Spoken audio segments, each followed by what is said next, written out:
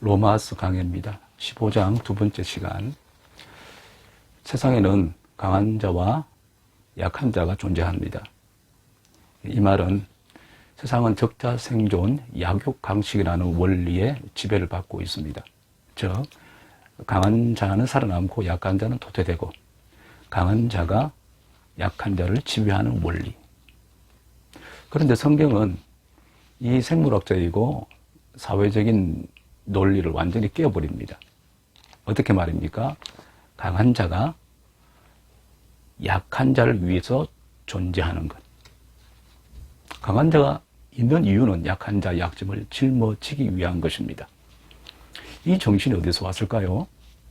자, 성경 로마서 15장 5절을 봅니다. 그리스도 예수를 본받아 라고 말했습니다. 그리스도 예수를 본받아. 강한 자의 모델은 예수 그리스도입니다. 실로 예수님은 강한 자였습니다. 하나님 우편에 앉아 계신 성자 하나님이십니다. 그분이 어떻게 하셨는가? 3절 보시면 그리스도께서 자기를 기쁘게 하지 아니하셨나니 라고 말하고 있습니다.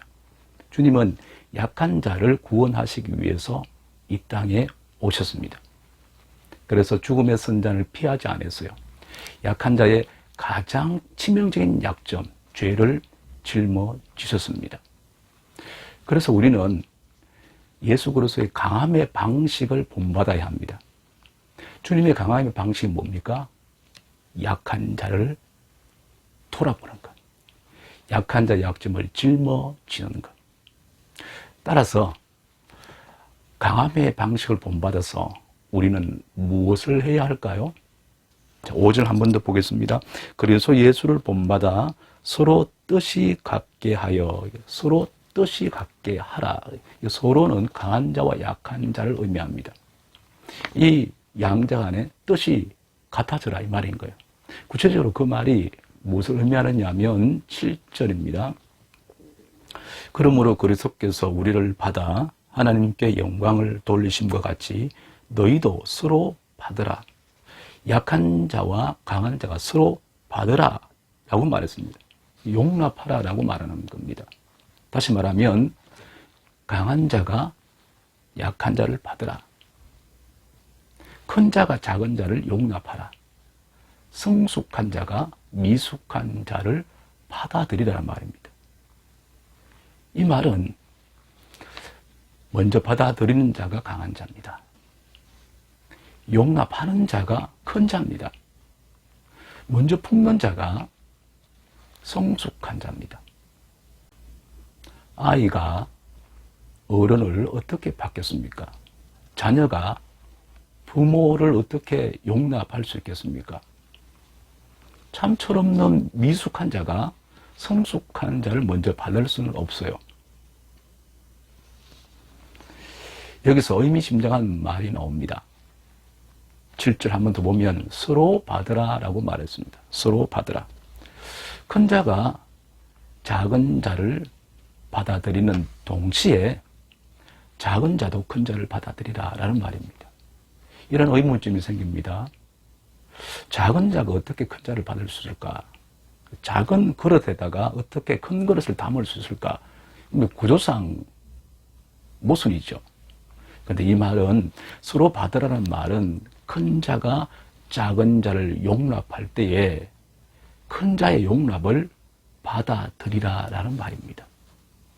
아무리 큰 자가 작은 자를 용납한다 할지라도 작은 자가 그 큰 자의 용납을 받아들이지 못하면 소용이 없는 것입니다. 신학자 폴 틸리가 이런 말을 했습니다. 구원이란 하나님의 용납을 용납하는 것이다. 다시 말합니다. 구원이란 하나님의 용납을 용납하는 것이다. 구원은 하나님의 사랑과 하나님의 호의를 받아들이는 겁니다. 이렇게 생각할 수 있습니다. 큰 자의 사랑, 큰 자의 호의, 그거 받아들이면 되는 것이 뭐가 그래 어려운가? 아닙니다. 큰 자의 사랑과 호의를 받아들이는 것은 어려워요. 이유가 두 가지입니다. 첫째는요, 처음부터 마음을 닫아버려요. 이것을 보고 불신이다라고 얘기합니다. 두 번째, 받아들이지 못하는 이유는 잘못 해석을 해요. 다시 말하면 오해를 하고 그 사랑을 곡해하는 겁니다. 왜 나 같은 사람에게 사랑을 주지?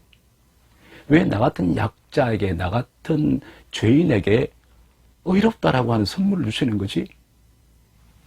받아들이지 못하는 겁니다.